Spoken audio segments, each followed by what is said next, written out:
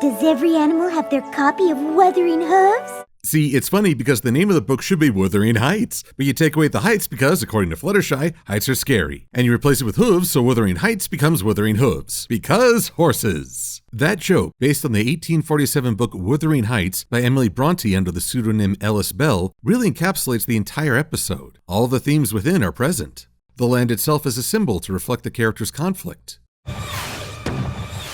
The precariousness of social status. How would it look if I couldn't solve a friendship problem? Wild yet sympathetic characters. And there's absolutely no friendship there. Not pumpkins. Conflicting families, one representing the wildness of nature and the other a more developed but out-of-touch society. The destructive aspect of unchanging love. So they made a promise to each other to protect and preserve the valley for all its adorable furry inhabitants. But they disagreed on how to go about it. The tragedy of a cyclical history and the consequences of revenge. They know what they did. They know what they did! And the fact that Fluttershy is cute. And where there's nature, there's a ton of animal friends. Okay, that one might just be this episode, but my point remains. It's a funny little reminder of how the same ideas, or messages to ourselves, take on many forms, be it a polarizing but ultimately classical tale of semi-gothic literature, or a 22-minute kids cartoon featuring pastel horses meant to promote a toy line. And you can dismiss both, but I guarantee you'll see these ideas expressed in yet another medium. That's the longevity of ideas. Though that makes me wonder, what other insightful literature might Fluttershy and her animal friends read next? Maybe Animal Farm? How about Watership Down? Okay then, how about Old Yeller? Okay, that last one was definitely hitting below the belt, but in my defense, I have none. Do as you will. But here we go.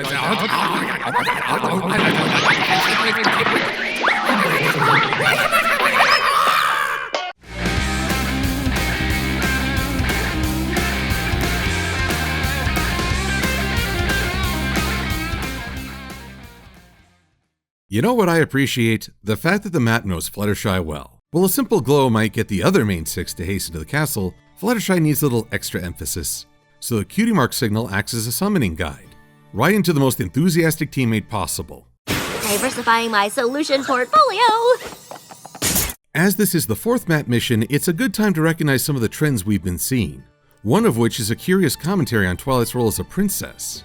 Back when I reviewed The Lost Treasure of Griffinstone, I made an assertion that Twilight had taken the lesson of feeling Pinky keen to heart, and put her trust that the map made sense even if she couldn't understand. If the map wanted me to go to the coolest kingdom in all of Equestria and tour the palace and see the actual idol that unites an entire species, which would be super amazing, I'm sure it would have said so. But there's a follow-up element to that. A moment where I really doubted if Twilight's new role benefited her character. It came in the form of two little words. I'm bored. This is a pony who used to go outside and practice magic at every opportunity, or learn something new just to expand her horizons. Once she got into that castle, she seemed to just sit and withdraw. In particular, hoping the map would give her permission to go forth and do something. Know what that makes her? A damsel in distress. And I hear you say, Silver, you spastic sparrow, Twilight won't get kidnapped until next season. But I want to put this out there. Getting captured does not make a character a damsel in distress. That implies that facing adversity automatically diminishes a female character. Rather, it's the fact that she's content to sit and wait for rescue that undermines her autonomy. One of the reasons that the title of princess is associated with being a damsel in distress is that they're often presented as waiting for life to happen. Bored with their life and waiting for someone, likely a handsome prince, to come and save them. In many ways, being locked in the villain's tower or dungeon isn't that much different from sitting bored in the library. A damsel has surrendered control of her life to someone else and has diminished as a result. So it's something of a relief that Twilight now gets to go on a mission. And I'm focusing on Twilight a lot because she's the more vocal and active team member. One of the marks of map missions in Season 5 was that one teammate was eager to start, while the other was often reluctant. Usually it was an issue with the location, like with Rainbow Dash being bitter towards Griffins, and Applejack feeling out of place in Manhattan. Obviously, Twilight is the eager pony here, and this leads us into the theme of contrasts. Just as the upcoming conflict represents two viewpoints, Twilight and Fluttershy also represent different approaches to the same problem. Do you think it'll be a problem about lying? Oh, I'm sure we'll find out when we get there. Studious Twilight is trying to anticipate every eventuality and have a plan. Fluttershy is more than willing to let Twilight take the lead while accepting events as they unfold.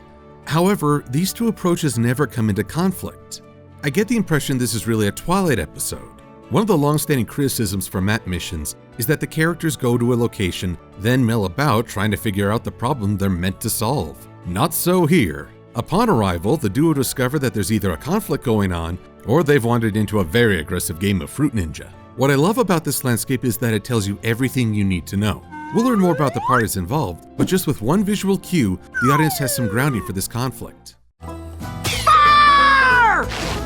Much like the introductory character of Lockwood, Fluttershy and Twilight are coming into this place blind. No idea how things got to such a strange state. To the residents, this is all par for the course. And just as Wuthering Heights featured bizarre but endearing characters, we have Ma Hooffield! Big Daddy McColt. See, it's funny because there were two families called the Hatfields and the McCoys, and they killed each other a lot. And it went on and on, back and forth, and was really dark and unpleasant until they all reunited to appear on Family Feud. I may have skipped a few awful events. Kill it. But here it's the Hooffields because only one or two of them is wearing a hat. And the McColts, even though there are no children present. Also, horses. And here's the thing, this episode actually has the families backwards. While the Hooffields are excellent farmers but poor builders, the head of the Hatfield family, William Anderson Devil Anse Hatfield, ran a successful timber company. He even employed several McCoys. The McCoys were more well known for being farmers, a far cry from the McColts' skill at building. And there is a lot more to the historical conflict than we see in this episode. It was downright Shakespearean. Star-crossed lovers like Roseanne McCoy and John Z. Hatfield, murder and revenge, political scandals, even a commentary on the media's influence, as much of this conflict's renown is owed to people like T.C. Crawford, who wrote An American Vendetta in 1889. But much like in Over a Barrel, this is a more kid-friendly take on the conflict, and so some nuance is lost. One thing I like, however, is that neither family is portrayed in the right. Well, because the McColts are just plain rotten. Terrible neighbors! There are so many ways you could view these two families as representations of conflicting ideas. Agriculture versus industrialization, matriarchy versus patriarchy, homegrown versus imports, red versus blue, paper versus plastic? Much like the families in Wuthering Heights, the Hooffields and the McColts are presented as eccentric but not better than one another. They are equal in their terribleness and extremist approach. Both do their best to ruin the other's life. Why, just today, they shot pebbles at our farmhouse and wrecked it. We only did that because the Hooffields pulled the pin out of our wagon wheel. And as Twilight and Fluttershy act as our proxies in discovering this long-standing feud, I can only reflect upon how mellow cartoons have become. For you see, this is not my first experience with a Hatfields and McCoys inspired story. The earliest I can remember was on Disney with a story from the Make Mine music anthology film. The Martins and the Coys was a much more simplified version of their history. See, Disney didn't shy away from gun violence. Instead, they made it cartoonish. One guy actually gets shot and bounces down the hillside like a ragdoll. And no, he wasn't just recovering off screen. The cartoon went out of its way to show fatalities on both sides, occupying separate clouds in the afterlife. And I hear you say, Silver, you historical heron. What possible relevance does this have to My Little Pony? Well, look at My Little Pony. Now back to Disney. Back to ponies. Back to Disney. Now back to me. Hello. Here's Disney. Here's ponies. Back to me. Ponies, Disney. Vegeta. I'm flipping you off. Uncalled for.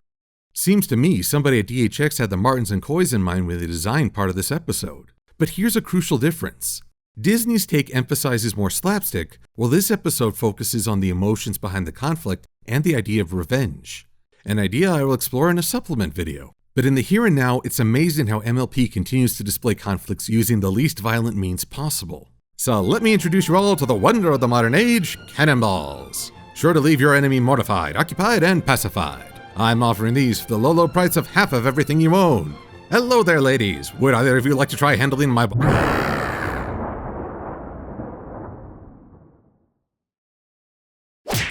Greetings, ponies. Let me introduce you all to the wonders of the new age, cyanide. Guaranteed to help you achieve bona fide, magnified genocide. I am Twilight Sparkle, the Princess of Friendship, and I'm here to solve your friendship problem. Notice that she said I and not we. Though, in fairness, she does say that later. That's why we're here, to solve your problem with the Hooffields. Twilight is the most proactive in trying to settle this. But she faces a hurdle even greater than the Hooffields and McColts rivalry. She is continually blocked by her own ego. And that has been Twilight's weakness since Season 1. While she may not be as boastful as Rainbow Dash or Trixie, Twilight does make the mistake of linking her sense of self, aka the ego, to either her work, her intelligence, and now her title as princess. Perhaps an ideal princess would know exactly what to do, or be able to get the parties to stop fighting with just a few words. Certainly, Twilight tries that. Ponies are supposed to help each other and be kind.